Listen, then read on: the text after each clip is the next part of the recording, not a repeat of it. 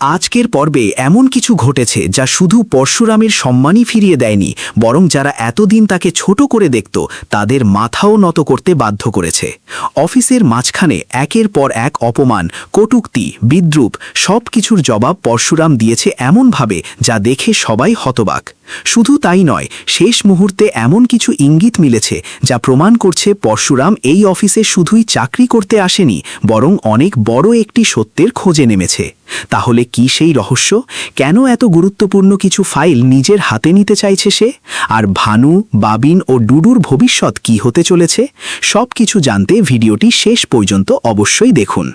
আজকের পর্বের শুরুতেই দেখা যায় পরশুরাম ততিনীকে সঙ্গে নিয়ে নতুন দায়িত্ব পালন করতে অফিসের উদ্দেশ্যে রওনা দেয়। অন্যদিকে বাড়িতে সত্যজিৎ দীপালিকে নির্দেশ দেয় নন্দিনীকে নিয়ে ভেতরে যেতে এবং লাট্টু ও পিকুকে আনন্দ করতে পাঠিয়ে দিতে। ঠিক সেই সময় কর্ণ সত্যজিতের দিকে তাকিয়ে মুচকি হেসে বলে, নন্দিনীকে আর কোর্টে পাঠাবেন না, তার চেয়ে খবর নিন আপনার জামাই প্রথম দিন অফিসে 0 নম্বর পায় নাকি 10 on 10। কথাটির মধ্যে যেমন ছিল ব্যঙ্গ, তেমনি ছিল ভবিষ্যতের ইঙ্গিত। এদিকে অফিসে পৌঁছাতেই এক অন্য দৃশ্য। সমস্ত স্টাফ দাঁড়িয়ে করতালির মাধ্যমে পরশুরামকে স্বাগত জানায়। কিন্তু এই আনন্দের পরিবেশ বেশিক্ষণ স্থায়ী হয় না। ভানু আর বাবিন শুরু থেকেই পরশুরামকে অপমান করার সুযোগ খুঁজছিল। বাবিন বিদ্রূপ করে বলে, তাহলে আজও নায়ক সেজে সবাইকে হারিয়ে দিলে? এরপর ভানু একের পর এক কটাক্ষ ছড়ে দিতে থাকে। সে বলে, সকালবেলা লুঙ্গি পরে বাজারে যাও, মাঠে ফুটবল খেলো, তারপর এসে ক্রিমিনালদের পেটাও। এসব করে মাসে কত মাইনে পাও? 50,000 নাকি 60,000? তার অর্ধেক তো স্কুলেই চলে যায়, বাকিটা আবার মুদির দোকানে খাতায় লিখিয়ে চালাতে হয়। সবার সামনে এই অপমান শুনে ততিনী আর চুপ থাকতে পারে না। সে স্পষ্ট ভাষায় বলে, তুমি কিন্তু আমাদের অপমান করছো। এখানে অফিসের সব স্টাফ উপস্থিত আছে।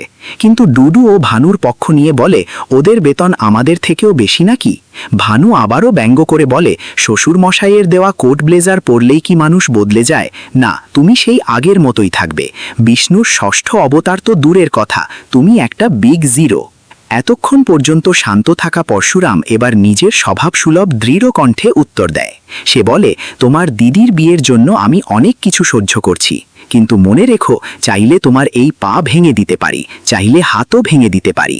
তখন আর কোট ব্লেজার কিংবা ব্রেসলেট কিছুই পরতে পারবে না। তাই সীমা অতিক্রম করো না শালাবাবু। পরশুরামের এমন জবাব শুনে বাবিন চিৎকার করে ওঠে, তুমি ওকে হুমকি দিচ্ছ? তখনই বজ্রকণ্ঠে পরশুরাম বলে ওঠে, একদম চুপ।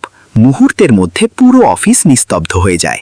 এরপর সে সরাসরি সত্যজিৎকে ফোন করে জানায়, আপনার পরিবারের লোকজন অফিসের মধ্যে আমাকে এবং স্টাফদের সামনে অপমান করছে।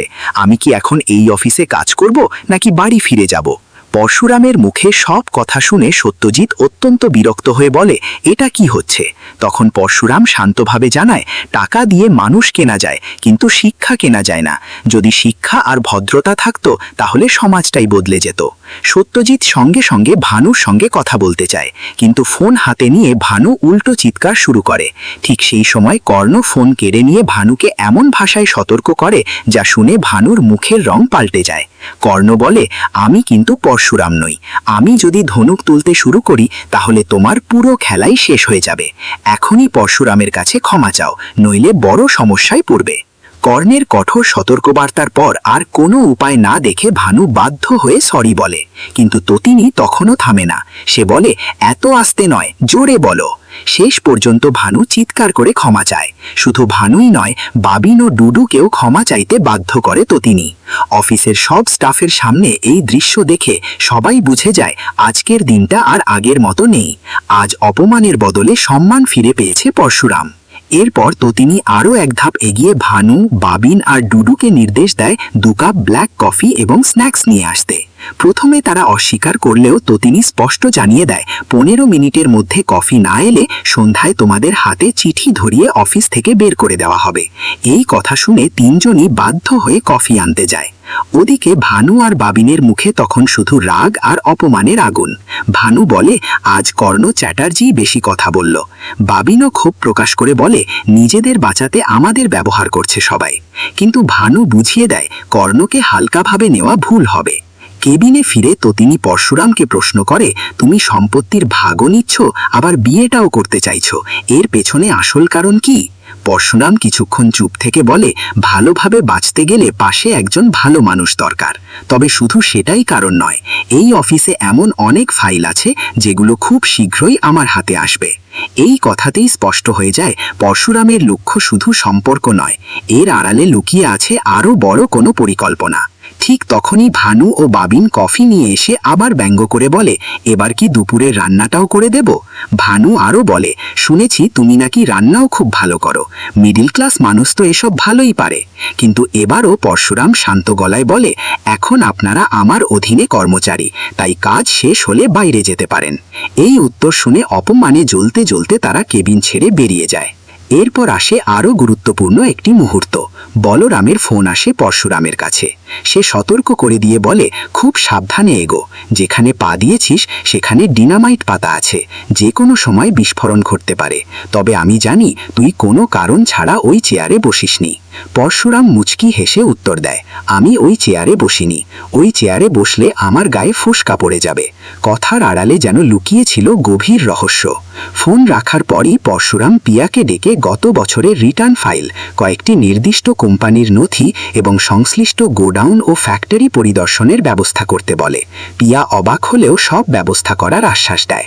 এতে স্পষ্ট বোঝা যায় পরশুরাম এখন অফিসের প্রতিটি নথি খুঁটিয়ে দেখে এমন কিছু সত্য বের করতে চাইছে যা এতদিন সবাই লুকিয়ে রেখেছিল। ঠিক তখন ততিনী মনে করিয়ে দেয়, আজ কিন্তু মেহেন্দির অনুষ্ঠান, তোমাকে থাকতেই হবে। পরশুরাম হেসে বলে, আমি ঠিক সময়ে পৌঁছে যাব। এরপর ততিনী আবারও জানতে চায়, তুমি কি সত্যি সব দিক সামলাতে পারবে?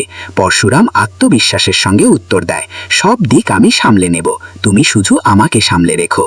এই কথার পর ততিনী আবেগে পরশুরামকে জড়িয়ে ধরে। আর সেই ভালোবাসার মুহূর্ত দিয়েই শেষ হয় আজকের দারুণ উত্তেজনাপূর্ণ পর্ব। কিন্তু প্রশ্ন থেকে যায়, পরশুরাম যে ফাইলগুলোর খোঁজ করছে সেখানে কি এমন প্রমাণ লুকিয়ে আছে? ভানু, বাবিন ও ডুডুর বিরুদ্ধে কি বড় কোনো ব্যবস্থা নিতে চলেছে? আর কর্ণ ও পরশুরামের এই গোপন পরিকল্পনার শেষ কোথায় গিয়ে দাঁড়াবে? সেই সব প্রশ্নের উত্তর মিলবে আগামী পর্বে। তাই এমন আরও নতুন আপডেট পেতে আমাদের সঙ্গেই থাকুন। আর আজকের পর্বটি আপনার কেমন লেগেছে তা অবশ্যই কমেন্টে জানাতে ভুলবেন না।